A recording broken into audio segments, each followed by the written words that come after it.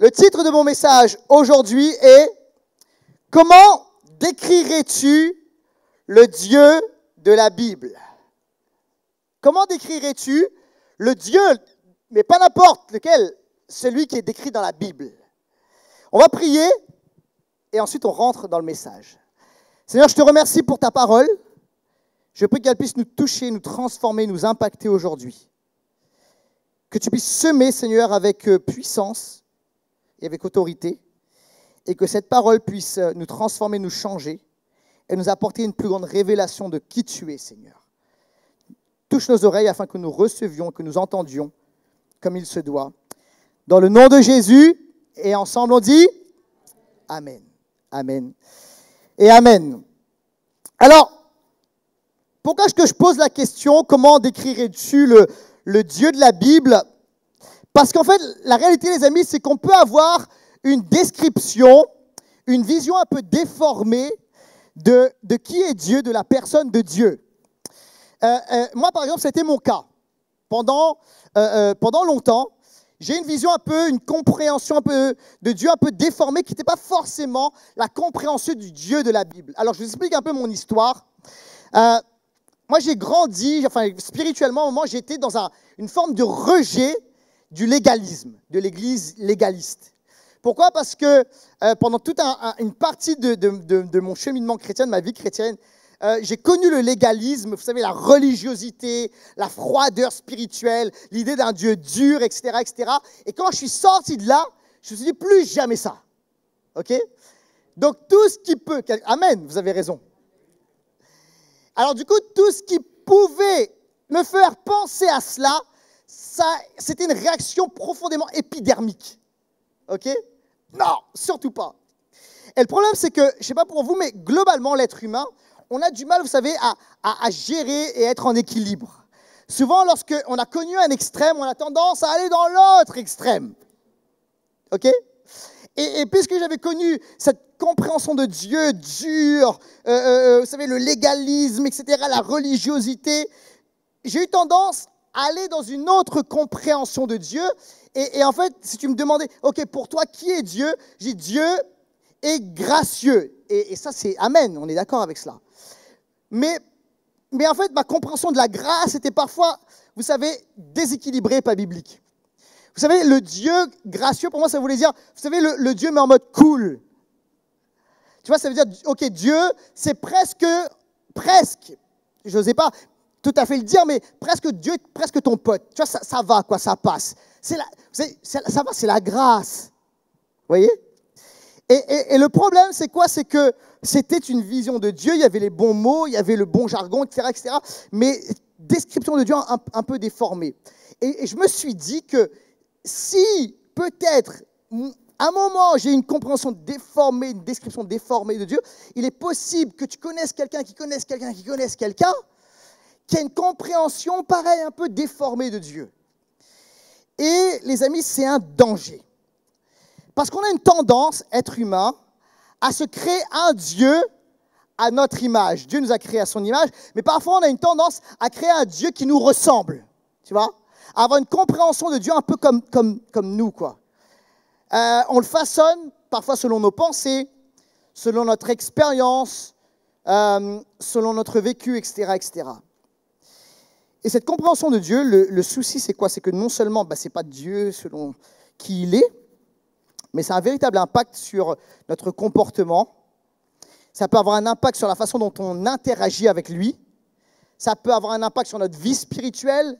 Ça peut avoir un impact dans notre vie tout court ou dans notre relation avec les autres. Et en fait, c'est extrêmement important de véritablement comprendre qui est le Dieu de la Bible. Alors, ne me réponds pas audiblement, mais peut-être pour toi, s'il y a un mot, comment décrirais-tu le Dieu de la Bible? Qui est-il pour toi? Alors, on va répondre à la question. Est-ce que vous êtes avec moi? Alors je vous préviens, ça va un petit peu piquer, puis à la fin, ça va vous faire du bien. Ça va ou pas? Ok, mais vous savez, c'est comme un médicament. Des fois, il y a mes parents, mes enfants, pardon. Des fois, on leur dit, ok, on va prendre un médicament. non. Puis quand ils prennent le médicament, c'est mais à la fin, ça fait du bien. OK? Alors, les amis, ça va être un peu pareil. Ça va un peu piquer, mais après, ça va faire du bien. Ça va ou pas? OK, vous êtes formidables. Alors, pour répondre à la question, comment décrirais-tu le Dieu de la Bible? En fait, il faut se poser la question suivante. Ça va apparaître à l'écran, c'est mon premier point. Que dit la Bible sur Dieu? Oui? Ça dit quoi? Le livre qu'on ouvre, on croit dans la parole de Dieu, mais ça dit quoi? Qu'est-ce que la Bible dit? Parce qu'en fait, on peut imaginer ou penser, etc., sur Dieu, mais que dit la Bible sur Dieu? En fait, la question, elle est hyper importante. C'est une question très importante, ça va apparaître à l'écran. Pourquoi? Parce que Jean, chapitre 4, verset 24, dit ceci. Dieu est esprit, et il faut que ceux qui l'adorent en esprit et en vérité. Alors, ça veut dire quoi, ce passage? Dieu est esprit, il faut que ceux qui l'adorent en esprit et en vérité. La première chose que ça veut dire, c'est que Dieu est esprit. Quand il est écrit Dieu est esprit, il y a cette dimension, oui, que Dieu est un être spirituel, mais aussi que Dieu est autre. Que Dieu est en dehors de nos considérations de qui on est. Dieu est incréé. Il s'appelle l'Éternel. Son nom, c'est « Je suis ». Est-ce que vous êtes avec moi? Lorsqu'il s'est présenté à Moïse, il est arrivé à Moïse et a dit « Je suis ». Et c'est son prénom. Lorsque je lis ça dans la parole de Dieu, je vous avoue, par moment, ça me fait penser à notre ami, frère et leader ici à l'Église Impulsion, Ravi. Ravi, des fois, je vous avoue, il y a un petit truc. Quand il rencontre quelqu'un, Ravi, c'est son prénom. Okay, lorsqu'il fait connaissance avec quelqu'un pour la première fois à l'église, des fois, quand je suis à côté, c'est un peu gamin, je l'avoue, mais j'aime bien tendre un peu l'oreille. Parce que la personne se présente, dit « Bonjour, je m'appelle un tel », et Ravi dit « Ravi ». Et la personne dit, et alors je souris, la personne dit « Ravi, moi aussi ». Et Ravi dit « Non, je m'appelle Ravi ». Et tu vois, il y a toujours un moment de flottement, et c'est gamin, mais ça me fait rire. Bref, Dieu se présente et dit « Je suis ». Alors, parce que Dieu est éternel, il n'a pas été créé, il est en dehors de l'espace, du temps et de la matière. Et c'est ça, lorsque la Bible dit ici que Dieu est esprit, lorsque Jésus dit Dieu est esprit, ça veut dire qu'il est autre. Il est au-delà de notre considération, de notre façon de « waouh », tu vois, ça c'est Dieu. Et il dit ceci, il faut que ceux qui l'adorent en esprit et en vérité. Alors là, il y a deux réalités. Il y a la réalité d'adorer Dieu en esprit. Adorer Dieu en esprit, c'est quoi? C'est toute la réalité de l'expérience, de sa présence. Et c'est ce qu'on fait à Impulsion. Là, on vient d'adorer Dieu en esprit, en vérité aussi, mais vous voyez, en esprit. Est-ce qu'on sent sa présence? Oui. Alors on l'adore, il y a nos sentiments, il y a quelque chose qui se passe, et on ne sait pas le décrire, mais il est là. Alors là, on adore Dieu en esprit, et c'est important de le faire. Amen. Mais aussi, Jésus dit, on doit adorer Dieu aussi en vérité. Et en vérité, c'est quoi? C'est la vérité de la parole de Dieu. C'est adorer Dieu selon qui il est véritablement. Et les amis, il nous faut donc la vérité de la Bible sur Dieu pour adorer Dieu en esprit, en vérité. C'est pour ça que c'est super important. Cette question est très, très importante parce que c'est une question d'adoration. Alors, on continue ensemble. Que dit la Bible sur Dieu? Ça va apparaître à l'écran. On doit accepter les paradoxes sur Dieu. Alors, il y a des paradoxes bibliques et parfois c'est un peu embêtant sur Dieu dans la Bible. Pourquoi? Parce qu'on a du mal à gérer les paradoxes. Alors, c'est quoi pour moi des paradoxes bibliques? Ce sont deux vérités qui semblent contraires, mais qui pourtant cohabitent en tension. Dans la Bible, parfois c'est un peu compliqué, on n'arrive pas à le gérer, mais il y a comme des paradoxes sur Dieu et il faut accepter ça. Parfois, il ne faut pas essayer de les comprendre, mais il faut juste les accepter. Sinon, on risque d'en être un système un peu trop simpliste et erroné sur la personne de Dieu. Alors, je vous donne un exemple de système de compréhension trop simpliste, si on refuse les paradoxes. Par exemple, quelqu'un qui dit, OK, Dieu est amour, sous-entendu, oui, il est amour, 100%, mais sous-entendu, Dieu n'est qu'amour. Si on dit Dieu n'est qu'amour, il est amour, mais Dieu n'est qu'amour, c'est dans cette compréhension-là, on arrive dans une compréhension de Dieu qui est erronée et qui nous amène parfois à une vision de Dieu qui n'est pas juste. Parce qu'on peut arriver, OK, si Dieu n'est qu'amour, ça veut dire que Dieu, tu vois, il se met par exemple, jamais en colère. Dieu, puisqu'il est qu'amour, il peut un peu tout accepter, etc., etc. En fait, Dieu est amour, mais il n'est pas qu'amour. Il est aussi d'autres choses. On va le voir après. Les paradoxes sur Dieu, c'est, je donne quelques exemples, le fait que, alors Dieu est inaccessible, et en même temps il est accessible. Ça va? C'est bizarre, c'est paradoxal, je vous l'avoue, mais c'est la réalité. Dieu est inaccessible dans le sens où on ne peut pas comprendre, saisir toute la personne de Dieu. Il est autre, il est au-delà de notre portée, de notre intelligence, de tout cela. Dieu nous dépasse bien au-delà de ce qu'on peut considérer. Et pourtant, Dieu est accessible. Il fait en sorte d'être accessible. C'est un paradoxe, c'est la personne de Dieu. Un autre paradoxe, Dieu est à la fois roi des rois même, et paradoxalement, Dieu est aussi serviteur. Juste, c'est bizarre. Humainement, ça n'existe pas ce genre de choses. Ok? Mais c'est paradoxe de Dieu. Autre paradoxe, ça, alors là, ça, écoutez, si vous cherchez à aller trop loin dans la compréhension, il faut accepter. Dieu est un Dieu, et en même temps, 3 personnes. À certains, oh là là, il y a des bouquins, des livres, des choses, ça a été écrit là-dessus. Ça a fait l'objet de conciles, de discussions. Il faut l'accepter. Et ça fait partie des paradoxes de Dieu. Est-ce que vous êtes avec moi ou pas? Alors, ça c'est important, parce qu'il y a des réalités qui cohabitent en Dieu et qui sont en tension, et parfois on ne les comprend pas. Mais maintenant, je voudrais aller un peu plus loin. Et je voudrais que vous soyez bien avec moi, parce que c'est le cœur même du message. Le trait de personnalité majeur de Dieu. Je voudrais qu'on parle de ça. Parce qu'il y a quand même un trait de personnalité qui ressort au sujet de Dieu. Comme chez nous.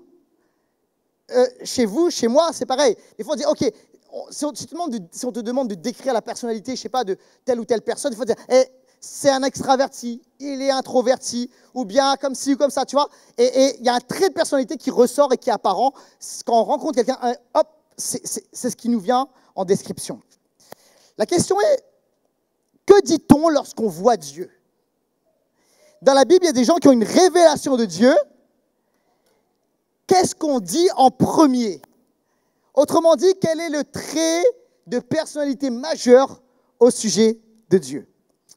Alors, on va lire ensemble la Bible. Apocalypse. Ça t'a dit, oh, Apocalypse. Ouh. Non, vous inquiétez pas, tout va bien. Apocalypse chapitre 4, verset 8. Église, est-ce que vous êtes bien avec moi?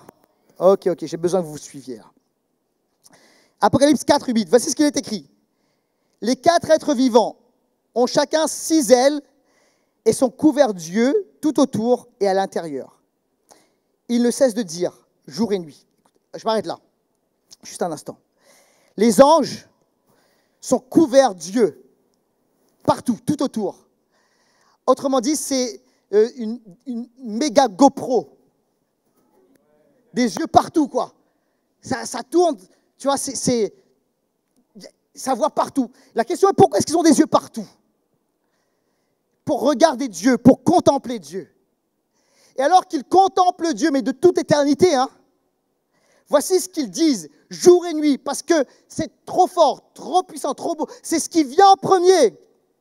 Saint, Saint, Saint est le Seigneur Dieu, le Tout-Puissant qui était, qui est et qui vient. Wow. La première chose qui vient, c'est Saint, Saint, Saint. Saint pour chaque personne de la Trinité, Père, Fils, Saint-Esprit.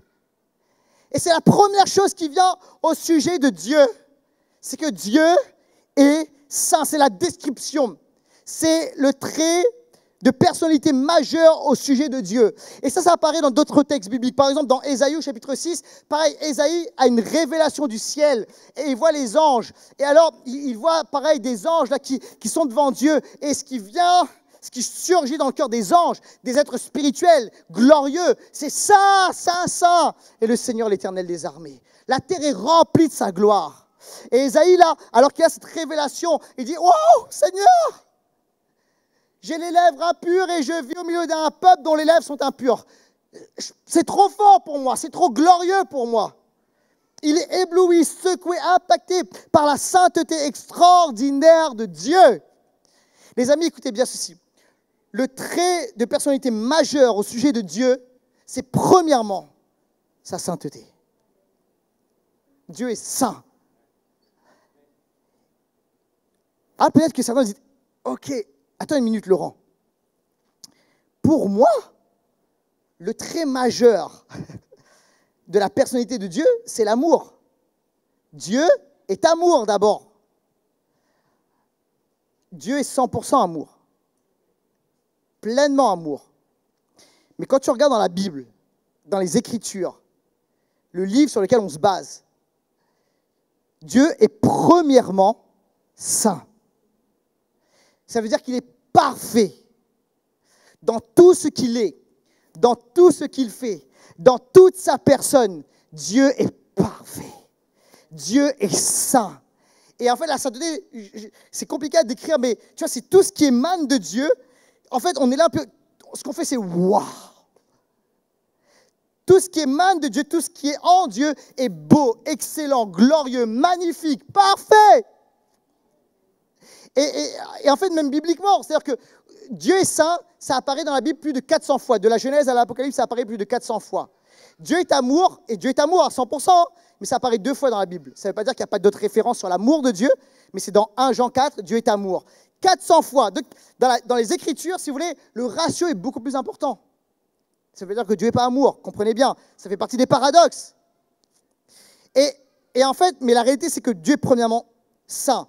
C'est pour ça que dès la création, on voit la manifestation de sa sainteté. Il crée toutes choses bonnes. C'est parfait parce que tout ce qui sort de Dieu est bon, parfait, glorieux. Et écoutez bien ceci, c'est très important. En réalité,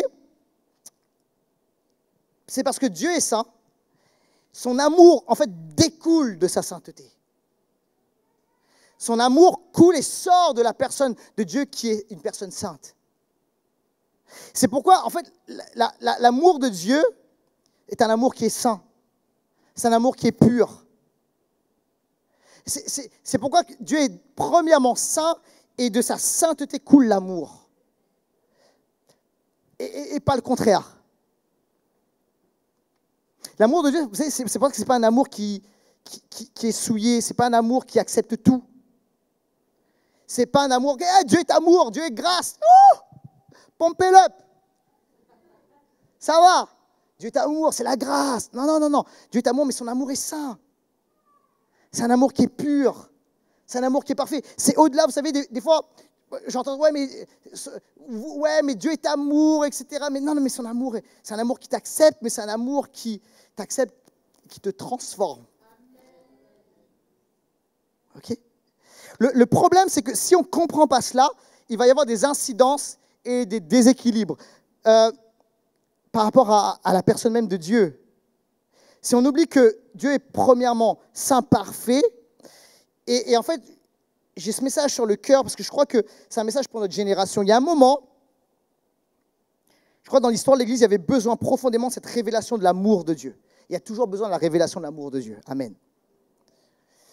Mais on était dans un système parfois tellement légaliste, fermé, etc. Dieu a déversé et il y a une révélation de son amour. Mais il y a aussi cette réalité où je sens que dans les temps dans lesquels nous sommes, on a besoin de cette révélation de la sainteté de Dieu. Autrement, les incidents, vous savez ce que c'est? C'est que juste Dieu, on va le traiter comme ordinaire. Il y aura un problème d'absence d'honneur, de respect, ce que la Bible appelle la crainte de l'Éternel. Pas la peur, hein? Moi, je n'ai pas peur de Dieu. Mais je respecte Dieu. Je cherche à le respecter, à l'honorer. Ce que la Bible appelle la crainte de Dieu, la crainte de l'Éternel. Et ça, c'est une bonne chose. Et parfois, vous savez, il faut se rappeler que Dieu est Dieu. Récemment, on s'est rappelé avec Claire que, on se rappelle, c'est pas, oui, que Dieu est Dieu dans un moment simple, un moment anodin, à table. On passe à table avec les enfants pour manger, et puis là, vous savez, des fois, on a faim, etc. Puis, OK, on rend grâce rapidement au Seigneur, là, et que les yeux ouverts, et à un moment, on dit stop, et elle a raison, stop. Non, fais pas ça. On s'assoit, et Dieu est un bon Père, il nous aime, mais on s'assoit parce qu'on prie Dieu. Donc, c'est pas genre, merci Seigneur, les yeux ouverts. C'est Seigneur, et on s'adresse à toi. En fait, c'est un moment simple, hein, mais c'est juste se rappeler à qui on s'adresse. Vous êtes là? C'est, oh là là, aujourd'hui, je ne sais pas, Laurent.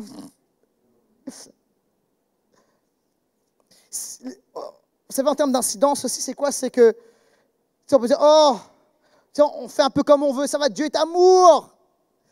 Ok, on fait comme on pense, ça va, ça passe, ça va. La grâce. Et ça, ce dont je vous parle, c'est des réalités. Ce n'est pas juste un mythe dans ma tête. Il y a quelques années de cela, je suis avec un pasteur. On prend un café ensemble. Et dans la discussion, il me parle d'un de ses amis qui n'est pas chrétien. Et il me dit ceci, cet ami est tellement gentil, c'est quelqu'un tellement gentil, je ne comprendrais pas, même s'il n'est pas chrétien, qu'il n'aille pas au ciel. Et en fait, c'est gentil comme pensée, hein, sauf que ce n'est pas biblique.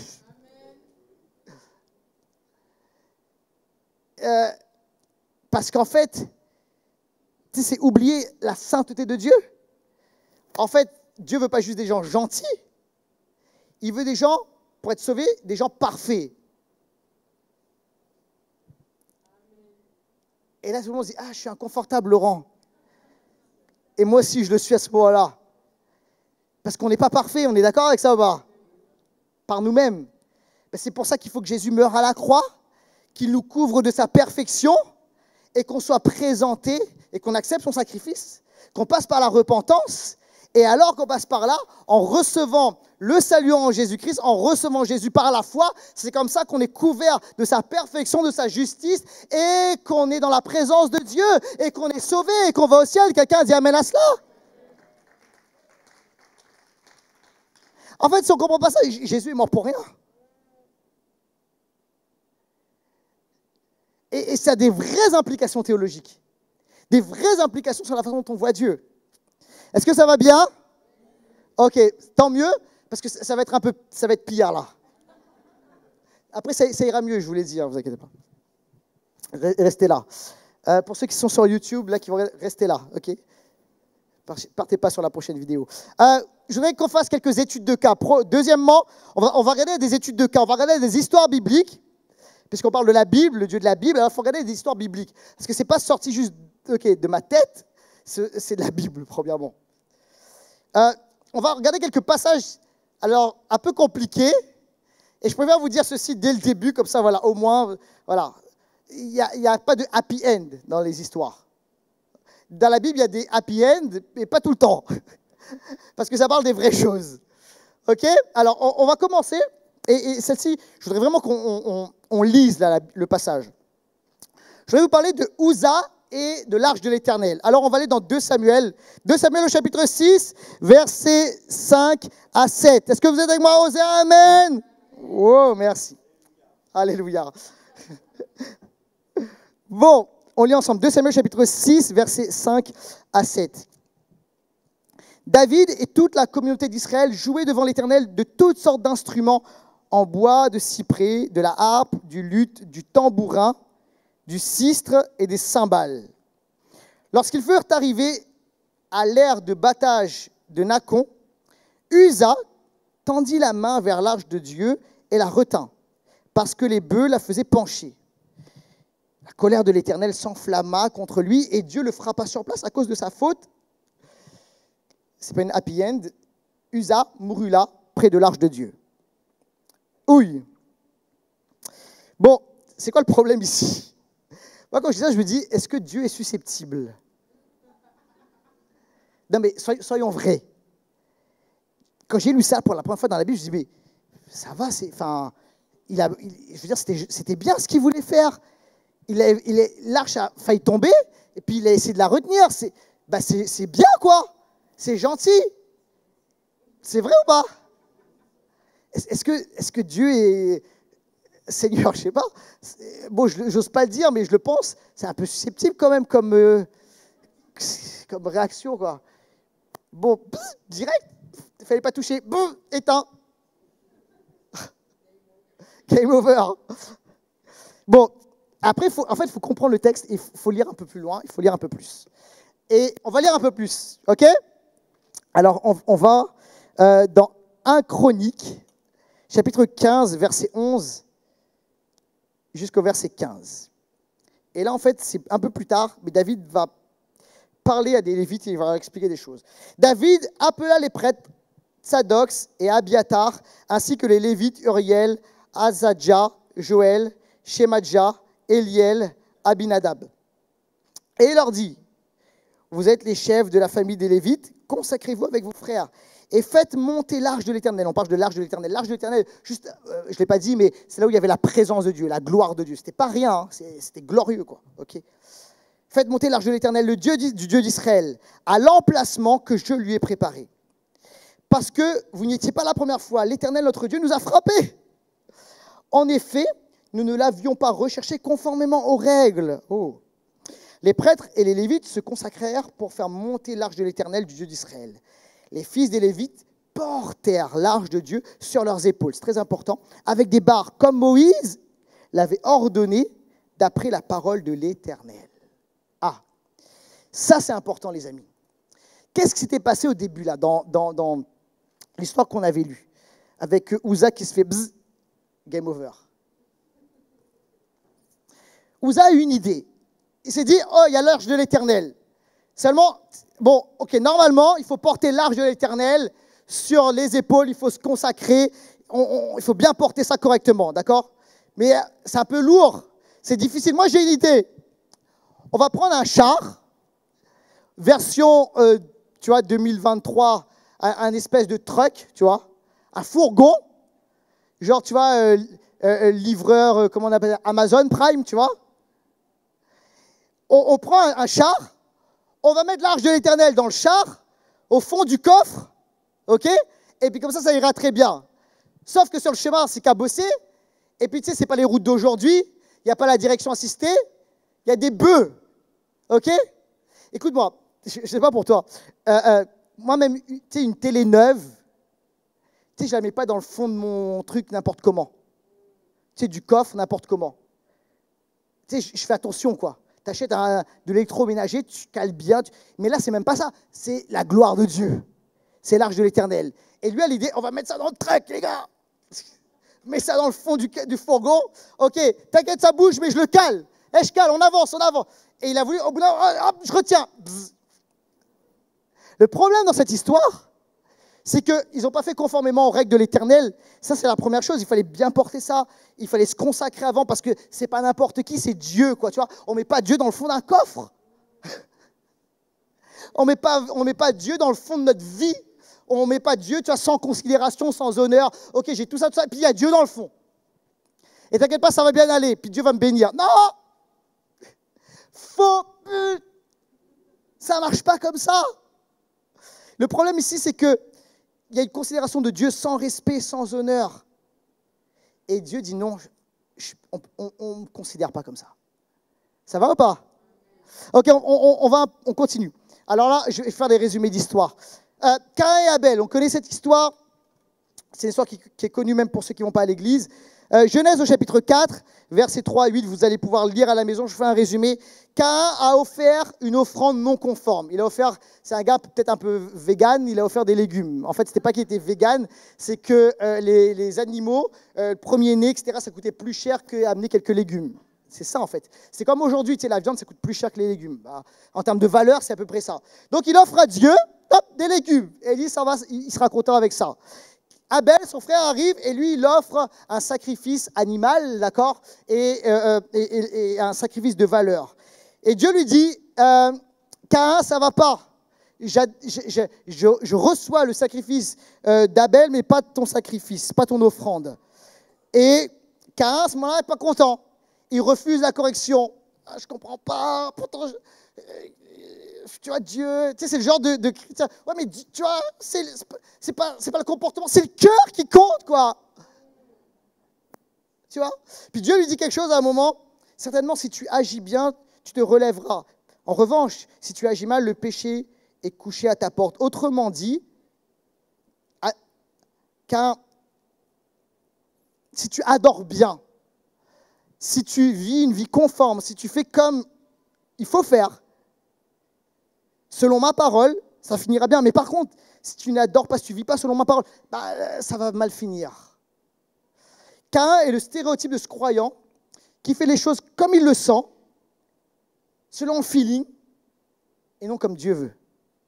Et vous savez, il faut briser ça. En fait, on prend 100% de Dieu, on ne prend pas.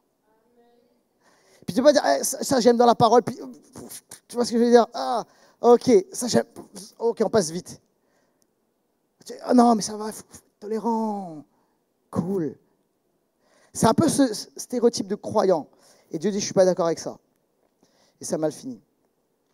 Autre histoire, on arrive vers le bon, ne vous inquiétez pas. Nadab et Abihu, c'est dans Lévitique chapitre 10.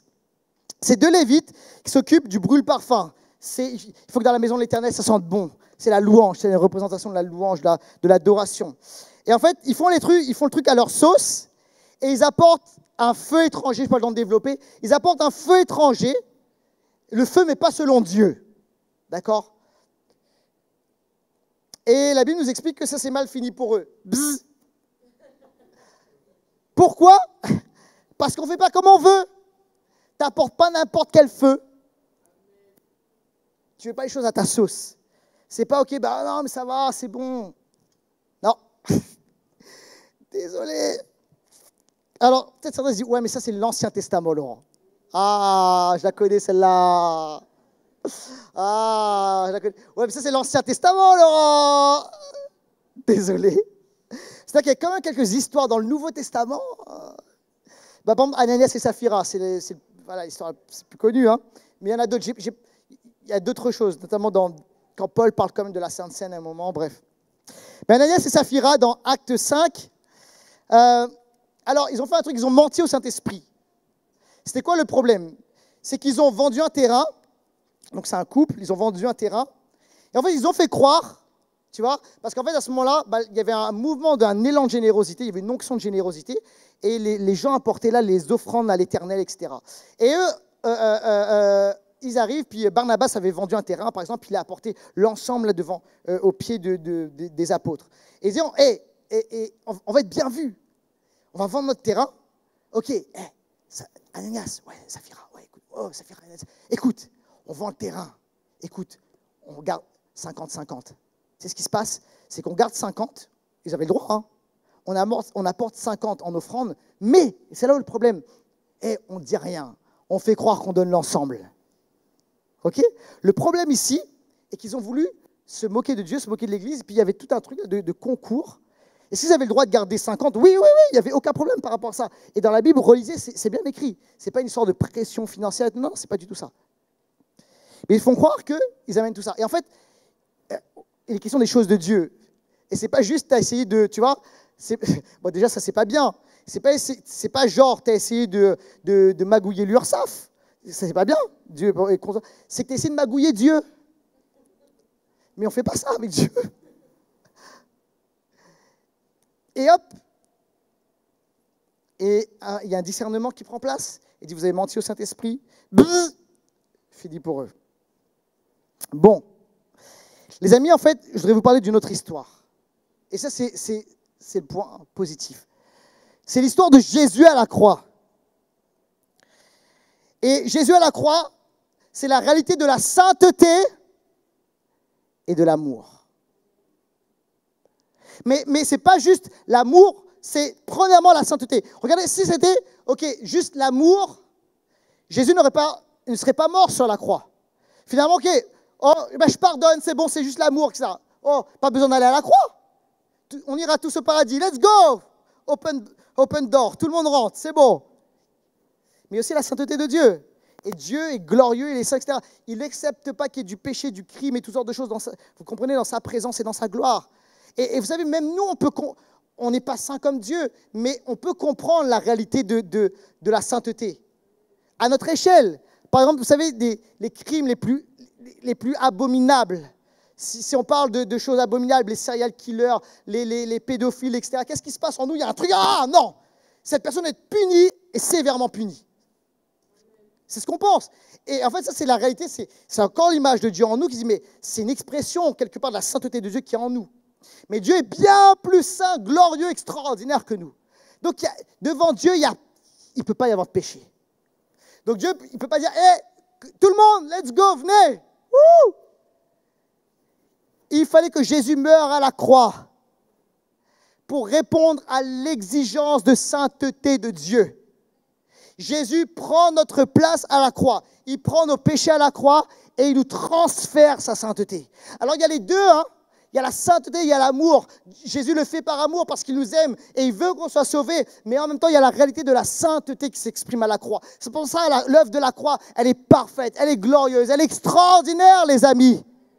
Alors oui, on a un Dieu qui est saint, mais ce n'est pas une sainteté qui nous rejette. Ce n'est pas une sainteté qui nous pointe du doigt. C'est une sainteté aussi dans laquelle découle l'amour. Et la sainteté de Dieu dans laquelle découle l'amour, eh bien, il y a un Dieu qui se déplace, un Dieu qui se salit les mains, un Dieu qui meurt à la croix, un Dieu qui vient vers nous et qui nous sauve et qui nous embrasse et qui met sur nous sa sainteté et qui met sur nous son amour. Mais en même temps, ce Dieu-là nous dit, hey, ok, je t'aime de tout mon cœur, tu es mon fils, tu es ma fille. Et comprenez, je ne veux pas prêcher un autre message que ça. Je ne suis pas en train de dire, ok, on doit être dans la culpabilité. Non, absolument pas. Ce n'est pas ça mon message. Hey, j'espère l'avoir prêché correctement pour pas que vous compreniez ça. Mais c'est en même temps ce Dieu qui dit, viens dans mes bras, je t'aime, etc. Je te couvre de ma sainteté, tu es couvert, tu es saint, tu es sainte. Et en même temps, je veux que tu entres dans une vie de sainteté. Et tu dois vivre selon mon style de vie, selon mes règles, selon la parole de Dieu. Et ça, les amis, c'est hyper important. J'appelle l'équipe de louange à bien vouloir revenir. Ça, c'est l'histoire de Jésus. On va lire un dernier passage, alors que l'équipe de louange s'approche. Hébreux, au chapitre 12, versets 28 et 29. C'est pourquoi, puisque nous recevons un royaume inébranlable, attachons-nous à la grâce qui nous permet de rendre à Dieu un culte qui lui soit agréable, avec respect, avec piété. Notre Dieu, en effet, est un feu dévorant. Là, il y a tout là-dedans. Il y a tout. Ça dit, attachons-nous à la grâce. Je ne suis pas en train de dire, on n'a pas besoin de la grâce. Je suis un amoureux de la grâce. Mais la vraie grâce, hein. Pas la grâce, la vraie grâce. Il y a une grâce. Je suis content, je peux m'approcher de Dieu. Je suis content, il ne me regarde pas avec culpabilité, avec accusation, pardon, en me disant, t'as mal agi, etc. Non. Dieu m'accueille les bras ouverts. Alors, est-ce qu'on va se priver d'entrer dans sa présence? Non, on va entrer avec joie dans sa présence. Moi, je ne me lève pas le matin en disant, oh là, Seigneur, je te prie là, mais non. J'entre avec joie dans sa présence. Je l'adore avec joie, j'entre avec joie dans ses paroles. Quelqu'un dit amen à cela. Avec reconnaissance, avec acclamation, avec danse et cri de joie. Alléluia. Je ne suis pas en train de dire là qu'on doit être dans la culpabilité. Je ne suis pas en train de dire qu'on doit être dans la religiosité. Je ne suis pas en train de dire, oh Seigneur, je suis qu'un vermisseau devant toi. Non. Ça, c'est le légalisme. Ce n'est pas la vraie grâce de Dieu. Alléluia. Amen. Alors, on entre avec grâce, mais en même temps, le même passage dit ceci. On lui rend un culte qui lui soit agréable. On fait tout pour qu'il soit glorifié, pour qu'il regarde et il dit, waouh, c'est génial. J'aime ce qu'ils sont en train de faire. J'aime leur cœur. C'est extraordinaire et c'est agréable. Avec respect. Alléluia. Parce que c'est Dieu. C'est le Seigneur. C'est le roi des rois. Essayez d'imaginer, quelqu'un que vous aimez, quelqu'un que vous admirez. Je ne sais pas moi. Ça peut être un artiste, un athlète. Je ne sais pas. Le président. Quelqu'un qui est estimé dans la société. D'accord? Essayez d'imaginer ça. Allez, je vais aller à un truc bien conventionnel, que ça fait consensus. Kylian Mbappé. Allez, comme ça, par hasard. Allez. Tu sais, il rentre. Tu sais, Kylian Mbappé. C'est Mbappé. C'est génial. La finale, bien joué. On a fait une gagner. Tu sais, on serait, honnêtement, allez, soyons un peu honnêtes, ok?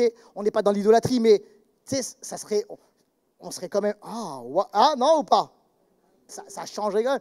Il y a quelqu'un, une personnalité, tu sais, tu vas l'estimer.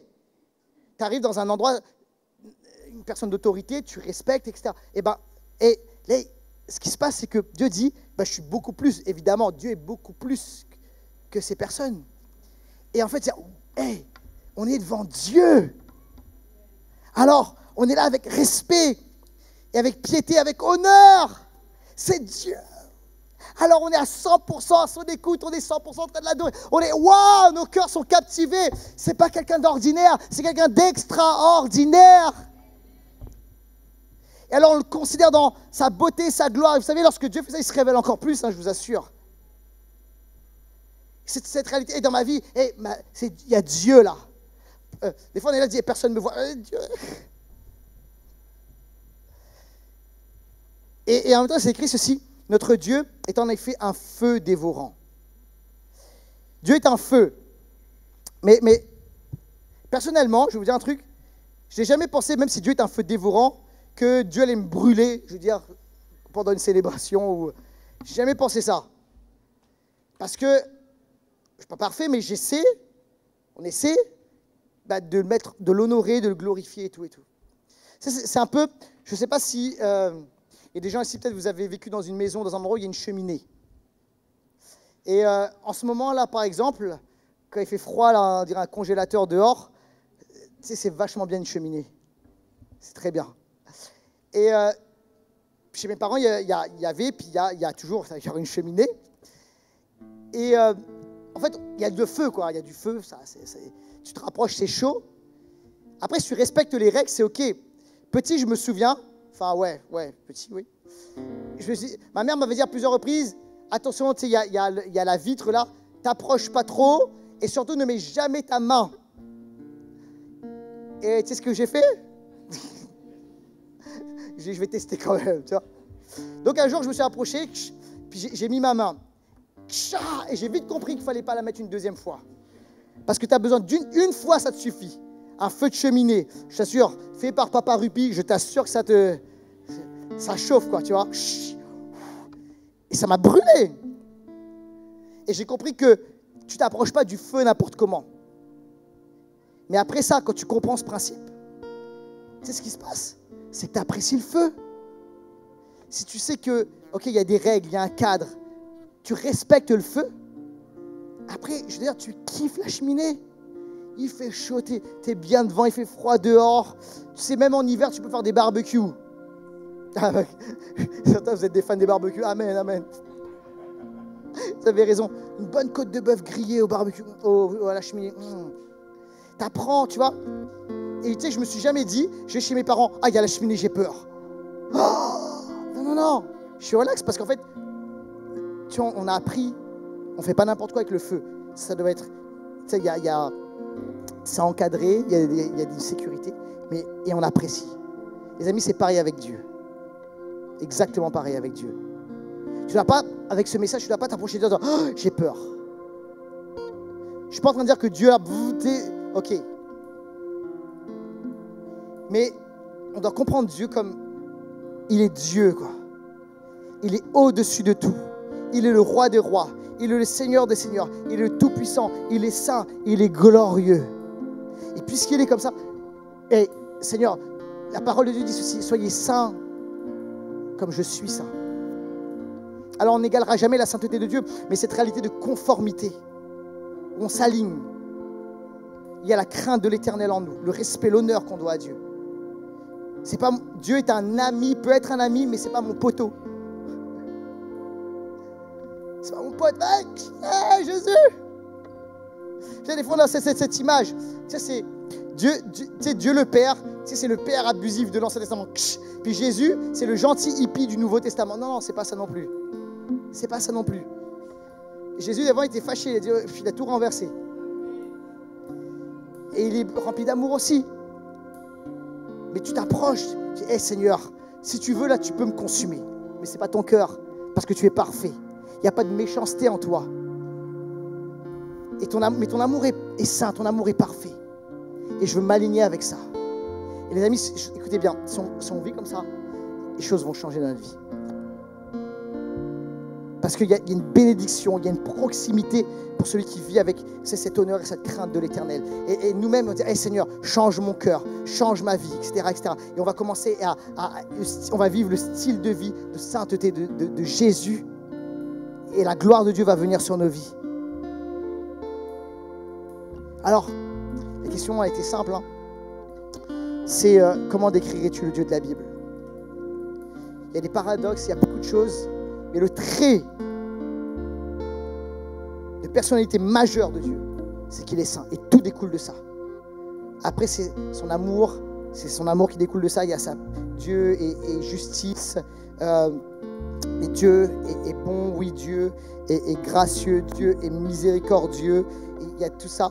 Et Dieu est tout puissant. Mais tout sort de ça, cette réalité de sainteté. Et ça donne-moi cette révélation. Et ça va changer, je vous assure, notre style de vie.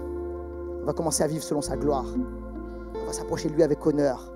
Et il va venir nous bénir, je vous assure. Il va venir nous honorer, je vous assure. Si tu honores Dieu, il t'honore. Si tu t'approches de lui comme il faut, il s'approche de toi. Et il a dit, hey, c'est mon fils, c'est ma fille, mais c'est aussi mon ami. Les gens qui étaient appelés amis de Dieu dans les Écritures, Abraham par exemple, c'est parce qu'il y avait cette révérence, cet honneur, cette crainte de l'Éternel. Et il dit, hey, c'est mon ami. Il m'honore. Il y a la bénédiction qui vient.